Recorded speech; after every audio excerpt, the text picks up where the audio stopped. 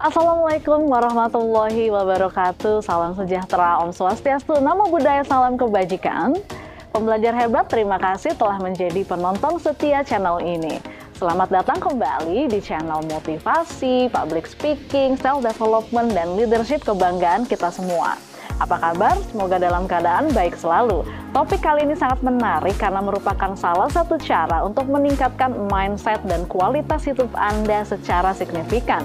Tapi sebelum saya mulai sharing, silahkan untuk like, subscribe, dan aktifkan loncengnya sebagai bentuk dukungan Anda untuk bertumbuhnya channel ini. Terima kasih.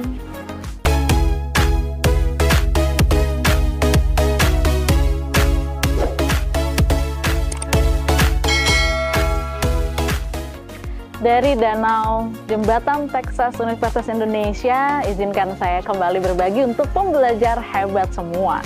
Pada video sebelumnya, saya sudah berbagi tentang hidup harus punya goals atau let it flow. Setelah Anda paham pentingnya punya tujuan untuk mencapai sukses dalam hidup, penting juga memahami metode terkait bagaimana merumuskan goals dengan tepat agar tindakan Anda efektif dan hasilnya maksimal. Pada video kali ini, saya akan berbagi cara mencapai sukses dengan metode SMART. Simak videonya hingga selesai. Untuk meraih kesuksesan, langkah awal yang harus dilewati dan dilakukan adalah menetapkan sasaran dan membuat tujuan. Tapi terkadang ada orang yang membuat tujuan hidup namun tidak benar-benar merasakan perubahan yang mereka alami. Ada juga yang menetapkan tujuan namun terlalu mudah untuk dicapai sehingga mereka merasa itu tidak menantang. Banyak yang membuat tujuan yang bahkan terlalu sulit untuk dicapai sehingga pada akhirnya merasa frustasi dan mundur atau berhenti. Ada yang membuat rencana terlalu muluk-muluk sehingga indikator keberhasilan juga sulit diukur. Maka dari itu, Anda perlu metode SMART. Metode SMART Goals pertama kali diperkenalkan oleh Direktur Perencanaan di perusahaan Washington Power Water bernama George T. Doran pada tahun 1981 dalam makalahnya yang berjudul There is a Smart Way to Write Management Goals and Objectives. Saat itu Doran melihat bahwa perusahaan kerap kesulitan menetapkan tujuan yang tepat sehingga berdampak pada kinerja bisnis. Ia pun menyarankan pentingnya menetapkan SMART Goals agar berhasil mengelola tenaga kerja. Metode ini kemudian diimplementasikan oleh banyak organisasi hingga pelatih dan mentor di seluruh dunia karena terbukti efektif. Seiring berjalannya waktu, metode SMART adalah singkatan dari spesifik, maksudnya tentukan secara spesifik apa yang hendak dicapai, M-nya measurable, ada indikator kemajuan yang bisa diukur, A-nya attainable, mampu dicapai dengan sumber daya dan potensi yang dimiliki, R-nya relevan. Apakah goals ini berdampak bagi aspek hidup Anda secara signifikan, T-nya time bound, kapan Anda akan mencapai hasilnya, tentukan waktu yang jelas.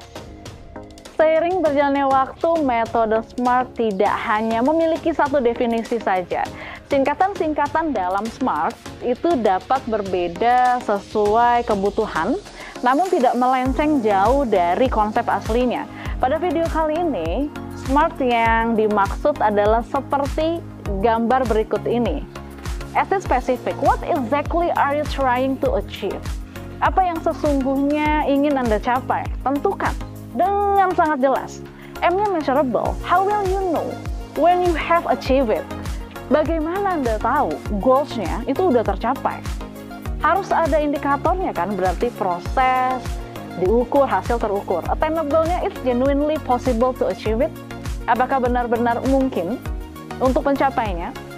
Maka dari itu miliki potensi dan sumber daya yang mendukung untuk mencapai goals tersebut. R-nya relevan tadi, does it contribute to your agency's revenue growth? Apakah goals ini berdampak bagi pendapatan dan pertumbuhan Anda? T-nya time bound, when do you want to achieve this by? Kapan mau mencapai hasilnya? Tentukan waktu yang jelas dan dengan apa mencapainya. Jika kita kaitkan ke bisnis dan perusahaan, berikut penerapan SMART Goals. Model ini pertama ya, contoh penerapan S nih, spesifik. Bersama tim Anda, tentukan secara sangat spesifik apa yang ingin dicapai untuk bisnis ini. Apa yang ingin diraih, kenapa ingin meraih itu, siapa saja yang akan terlibat, bagaimana mencapainya, apa tantangan yang mungkin muncul, apa hambatan yang ada. Misalnya target akumulasi pendapatan adalah 1.250.000.000 untuk periode 1 Januari sampai 31 Desember 2023. Yang kedua, kalau udah ketemu S-nya, tentukan M-nya, measurable. Tentukan roadmap dan target-target kecil yang menuju kepada pencapaian besar tersebut agar menimbulkan sense of accomplishment pada semua orang yang terlibat. Lakukan evaluasi secara berkala dan temukan solusi yang terukur. Apa contoh misalnya, target kecilnya? 500 klien closing di harga 2.500.000 periode Januari sampai Desember 2023. Kuartal 1 berarti 312.500.000, kuartal 2 312.500.000, kuartal 3 juga sama, kuartal 4-nya sama, ya kan? Dan seterusnya tuh. Sampai kuartal 4 berarti ada 125 orang kali 2.500.000 sama dengan 312.500.000. Di total setahun jadi 1.250.000.000. Ketiga, attainable. Dalam usaha mencapai tujuan, Anda harus berada di titik tengah nih, antara ini impian yang tinggi dan realita. Ya, tujuan yang realistis itu dicapai dalam kurun waktu tertentu itu akan menjaga motivasi dan konsistensi kerja. Ya, contohnya kan YouTuber, untuk monetisasi kan nggak langsung 1 juta subscriber, tapi mulai dari 1.000 follower dan 4.000 jam tayang. Ini adalah milestone untuk mencapai target yang lebih besar di jangka panjang. Dalam contoh sebelumnya, untuk mencapai omset 1.250.000.000 dimulai dengan 312.500.000 pada 3 bulan pertama Januari sampai Maret 2023 dan seterusnya sampai kuartal keempat. Keempat, R, relevan. Relevansi berarti fokus pada bisnis objektif secara keseluruhan. Setiap tujuan yang Anda buat itu harus sesuai dengan nilai-nilai dan goals jangka panjang yang sudah ditetapkan. Nah, renungkan apakah tujuan ini benar-benar penting? Apakah akan berdampak signifikan bagi Anda?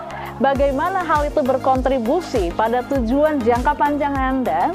Sebelum mengkomunikasikan goals ke tim dan lebih banyak orang, pastikan Anda sudah punya jawaban atas pertanyaan tersebut.